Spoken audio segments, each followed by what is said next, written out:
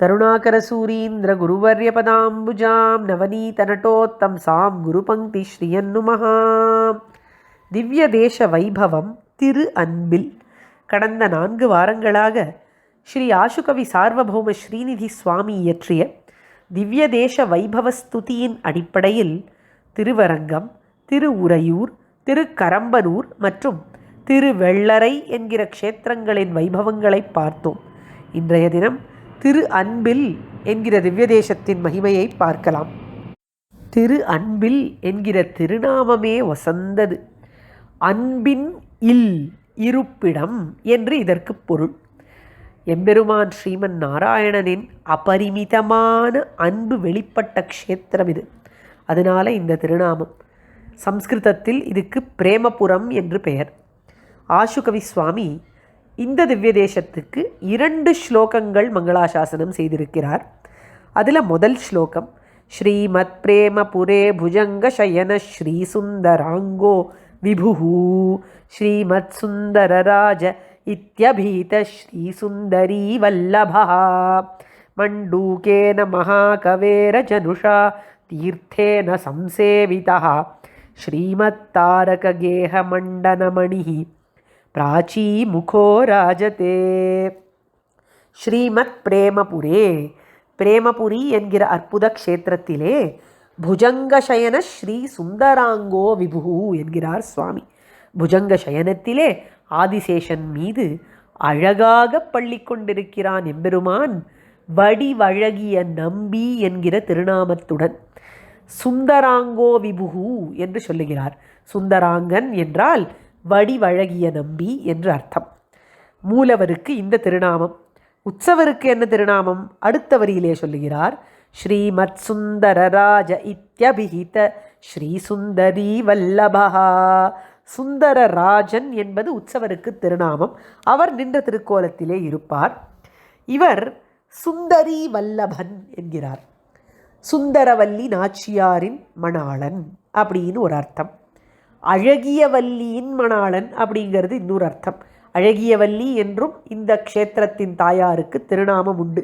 அதனால் அது அழகான சம்ஸ்கிருதத்திலே சுந்தரி அப்படின்னு சொல்லுகிறார் சுவாமி. இந்த சுந்தரராஜன் சுந்தரி வல்லபனாக இருக்கிறான் அப்படின்னு அழகாக பதங்கள் போட்டார் சுவாமி. 3வது வரியிலே ஸ்தல புராணத்தை பற்றி சொல்லுகிறார். மண்டூகேன மகாகவேர ஜனுஷா தீர்த்தேன சம்சேவிதா என்று சொல்லி. ஒரு மகரிஷி இருந்தார். அவர் எம்பெருமானிடத்தில் ஆழ்ந்த பக்தியுடையவர். தபஸ் செய்து கொண்டிருந்தாராம் ஒரு தீர்த்தத்திலே. புஷ்கரணிக்குள்ள அவருடைய சரீரம் முழுக்க இருக்கு, கை மட்டும் மேலே இருக்கிறது. இந்த மாதிரி பல நாட்கள் தபஸ் பண்ணி கொண்டிருந்தார். ஒரு சமயம் அந்த தீர்த்த கரையிலே துர்வாச மகரிஷி வந்து சேர்ந்தார். துர்வாச மகரிஷி எங்கே வந்தாலும் அவரை வரவேற்கணும், இல்லைன்னா ஆபத்து தான். தபஸில் ஆழ்ந்த இருந்த இந்த மகரிஷிக்கு வந்தவர் யாரு என்ன அப்படின்னெல்லாம் எந்த விதமான பிரஜையும் இல்லை. ஆனால் துர்வாசஸ் இதை எதிர்பார்த்தார். யாராயிருந்தாலும் எந்த தபஸிலே இருந்தாலும் இன்னொரு பக்தனோ ரிஷியோ வந்தா அவர்களுக்கு அது சூச்சனையாக தெரிய வேண்டும் என்று எதிர்பார்த்தார். ஆனால் அது நடக்கலை. உடனே துர்வாசஸுக்கு கோபம் வந்துடுத்து. தண்ணீருக்குள்ளே இருக்கிற மகரிஷியை பார்த்து தண்ணீருக்குள்ளேயே இருக்கக்கூடிய ஜந்துவான மண்டூக்கமாக அவர் மாற வேண்டியது என்று சாபம் கொடுத்தார். மண்டூக்கம் என்றால் தவளை என்று அர்த்தம். அந்த நிமிஷத்திலிருந்து அவருக்கு மண்டூக்க மகரிஷின்னு பேர் வந்தது. மண்டூக்கமாகவே மாறிவிட்டார், தவளையாக மாறிவிட்டார். ஆனால் தவளையாக மாறி இருந்தாலும் அவருடைய பக்தியானது மாறலை. பக்தி யோகம் அப்படிங்கிறது சாதாரணத்தில் போயிடாதாம். இட்டப்படை கற்படை என்று சொல்லுவார்கள். அந்த மாதிரி இவருடைய பக்தியானது மாறாமல் இருந்தது. தவளையாகவே இருந்து கொண்டு இந்த க்ஷேத்திரத்தினுடைய எம்பெருமான் திருக்கோயிலுக்கு சென்று அவரை வழிபட்டார் மண்டூக்கமாகவே. இந்த எம்பெருமான் அபரிமிதமான கருணையை பொழிந்து மண்டூக்கத்தை மண்டூக்க மகரிஷியாக மாற்றினார். திருப்பி அவருக்கு மனித வடிவத்தை கொடுத்து அவருடைய யோகமும் பூர்த்தி செய்யும்படியாக அனுகிரகம் செய்தார். அதனால இந்த க்ஷேத்திரத்துக்கு மண்டூகபுரி என்றும் ஒரு பெயர் உண்டு. அடுத்தது மண்டூகேன மகாகவேர ஜனுஷா தீர்த்தேன சம்சேவிதா என்று சொல்லுகிறார் சுவாமி. மகாகவேர ஜனுஷா என்றால் கவேரன் அவனுடைய புத்திரியினால் சேவிக்கப்பட்டவன் என்று அர்த்தமாகிறது. கவேரனின் புத்திரி காவேரி. காவேரி தேவி இங்கே எம்பெருமானை சேவித்தாளாம். என்ன காரணம் என்று கேட்டால், வடக்கு திசையிலே கயை அப்படிங்கிற க்ஷேத்திரம் இருக்கிறது. அந்த கயா க்ஷேத்திரத்திலே ஒருவனுக்கு என்ன புண்ணியம் கிடைக்குமோ அது என் தீர்த்தக்கரையிலேயும் கிடைக்க வேண்டும் என்பது காவேரியின் பிரார்த்தனை. அவளுடைய பிரார்த்தனைக்கு இறங்கி இவ்விடத்திலே எம்பெருமான் 2 நதிகளை காவேரியுடன் இணைக்கச் செய்தான். அந்த நதிகளுக்கு சாவித்ரி, பால்குனி என்று பெயர். இந்த 2 நதிகளும் அந்தர்வாகினிகளாக இருக்கிறது இந்த க்ஷேத்திரத்திலே என்று சொல்லுவார்கள். காவேரியுடன் சேர்ந்து சாவித்ரியும் பல்குனியும் இணைந்திருப்பதனால் இதற்கு திரிவேணி சங்கமம் என்றும் பெயர் வருகிறது. இந்த இடத்துக்கு தக்ஷிண கயை என்கிற பெயரும் வருகிறது. ஒரு கால் ஒருவரால் உத்தர கயைக்கு சென்று காரியங்களை செய்ய முடியவில்லை என்றால் அவர்கள் இந்த திரு அன்பில் க்ஷேத்திரத்திலே பித்ரு காரியங்களை செய்து கொண்டு அதே பலனை பெறலாம் என்பது ஸ்தல புராணம் சொல்லுகிறது. அப்பேற்பட்ட கருணை இந்த எம்பெருமானுக்கு கயாஸ்ராத்தத்துக்கு என்ன பலன் இருக்குமோ அது இந்த தட்சிண கயையிலேயே கிடைக்கும்படியாக எம்பெருமான் அனுகிரகித்துள்ளான். அதனாலேயும் இந்த க்ஷேத்திரத்துக்கு அன்பில் என்கிற பெயர் வருகிறது. 4வது வரியிலே சுவாமி விமானத்தை பற்றி சொல்லுகிறார். ஸ்ரீமத்தார ககேஹ மண்டனமணி பிராச்சீ முகோ ராஜதே.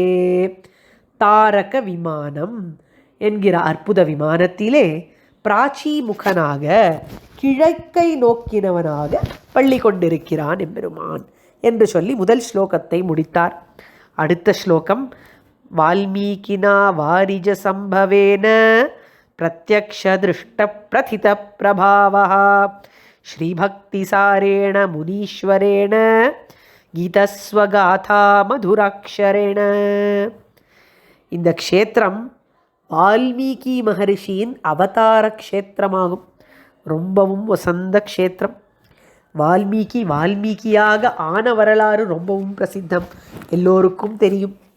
முதலில் ரத்னாகரன் என்கிற பெயர் கொண்ட ஒரு வேடுவனாக தான் இருந்தான் ஒருவன். அவன் தன்னுடைய குடும்பத்துக்காக வேட்டுவத் தொழில் மட்டுமில்லாமல் திருட்டுத் தொழிலையும் செய்து கொண்டிருந்தான். எப்படியாவது தனத்தை சம்பாதிச்சு குடும்பத்தை சௌக்கியமாக வைத்து கொள்ள வேண்டும் என்பது அவனுடைய நோக்கம்.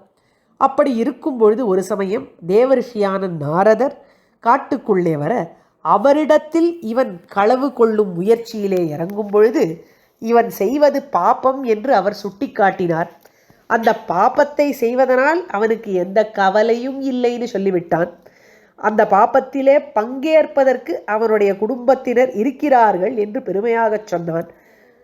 வந்த நாரதர் இது உண்மையா அப்படின்னு உறுதிப்படுத்திண்டு வா அப்படின்னு அவனை திரும்பி அனுப்ப அவனுடைய குடும்பத்தார் எல்லாரும் பாபத்திலே தங்களுக்கு பங்கே கிடையாது என்று மறுக்க அப்பொழுது அவன் கண் திறக்கப்பட மீண்டும் நாரத மகரிஷி இடத்தில் சேர நாரத மகரிஷி அவனுக்கு நல்லதை உபதேசித்தார். என்ன நல்லது? ராம ராம ராமா என்று சொல்லுன்னு சொன்னார். ஆனால் இந்த வேடுவனுக்கு ராம சப்தம் வாயில வரலையாம். அதனால் கிருபை கொண்ட நாரத மகரிஷி இங்கேயும் கிருபை அன்பு பிறந்தது இந்த மகரிஷிக்கு அந்த வேடுவன் மீது. அதனாலேயும் இந்த க்ஷேத்திரம் அன்பு. இந்த க்ஷேத்திரத்திலே அன்பு கொண்டு நாரத மகரிஷி அந்த வேடுவனை பார்த்து அதோ ஒரு மரம் தெரிகிறதே, அந்த மரத்தின் பெயர் என்ன என்று கேட்டார்.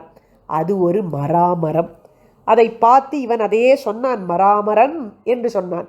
சரி, இந்த மரத்தினுடைய பேரையே சொல்லிண்டு வா அப்படின்னார். அவனும் மரா மரா மரா மரா மரா மரா மராம் என்று சொல்லி ராமநாமத்தை ஜபித்து அவன் மீது வல்மீகம் மூடிப்போய் அதிலிருந்து வெளியே வந்த வால்மீகி மகரிஷியாக ஆனான்.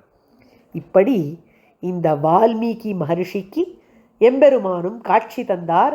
வால்மீகிக்கு பிரத்யக்ஷமாக ஆனார். அதை சொல்றார், வால்மீகினா பிரத்யக்ஷ திருஷ்டா அப்படிங்கிறார். அதே போல பிரம்மாவுக்கும் பிரத்யக்ஷம், வாரிஜ சம்பவேன பிரத்யக்ஷ திருஷ்டா அப்படிங்கிறார். வாரிஜன் அப்படின்னா தாமரை என்ற அர்த்தம். வாரிஜ சம்பவன், தாமரையிலிருந்து வெளியே வந்த பிரம்மா, எம்பெருமானுடைய நாபி கமலத்திலிருந்து வெளியே வந்தவன் வாரிஜ சம்பவனான பிரம்மா. வாரிஜ சம்பவேன பிரத்யக்ஷ திருஷ்டா, பிரத்யக்ஷமாக இருந்தார் எம்பெருமான் பிரம்மாவுக்கும் வால்மீகிக்கும் இந்த க்ஷேத்திரத்திலே அப்படின்னார். இந்த க்ஷேத்திரத்துக்கு எந்த ஆழ்வாரால் மங்களாசாசனம் அப்படின்னு கேட்டால், ஸ்ரீபக்தி சாரேண முனீஸ்வரேன கீதஸ்வகாதா மதுராட்சரேன, அற்புதமான மதுரமான பாடலை திருமழிசை ஆழ்வார் அமைத்தார் இந்த க்ஷேத்திரத்துக்கு. பக்திசாரன் என்று அவருக்கு பெயர். அதுதான் ஸ்ரீ பக்திசாரேண முனீஸ்வரேன என்று சொல்லுகிறார் சுவாமி. அற்புதமான விஷயம் என்னன்னா, இந்த க்ஷேத்திரத்துக்கு ஒரே ஒரு பாசுரத்தினால் மங்களாசாசனம், ஒரே ஒரு பாசுரம் இந்த க்ஷேத்திரத்தை திவ்ய க்ஷேத்திரமாக ஆக்கிற்று. அது என்ன பாசுரம் அப்படின்னு கேட்டால், நான்முகன் திருவந்தாதியின் 36வது பாசுரம். நாகத்தனைக்குடன் தெய்வக்கா திரியவுள் நாகத்தனை அரங்கம் பேர் அன்பில், நாகத்தனை பார்க்கடல் கிடக்கும் ஆதி நெடுமால் அணைப்பார் கருத்தனாவான் என்று சொல்லுகிறார் ஆழ்வார். பேரன்பில் என்கிறார், பெருமையுடைய அன்பில் என்று. நாகத்தனையோடு எம்பெருமான் இருக்கக்கூடிய க்ஷேத்திரங்களை மங்களாசாசனம் செய்யும் பொழுது அன்பிலையும் எடுக்கிறார் சுவாமி. அப்பேற்பட்ட அற்புதமான திவ்ய க்ஷேத்திரம். சுவாமியினுடைய ஸ்லோகங்களை கொண்டு இந்த க்ஷேத்திரத்தை பற்றி அறிந்து கொண்டோம். அடுத்த க்ஷேத்திரத்தை அடுத்த வாரம் பார்க்கலாம்.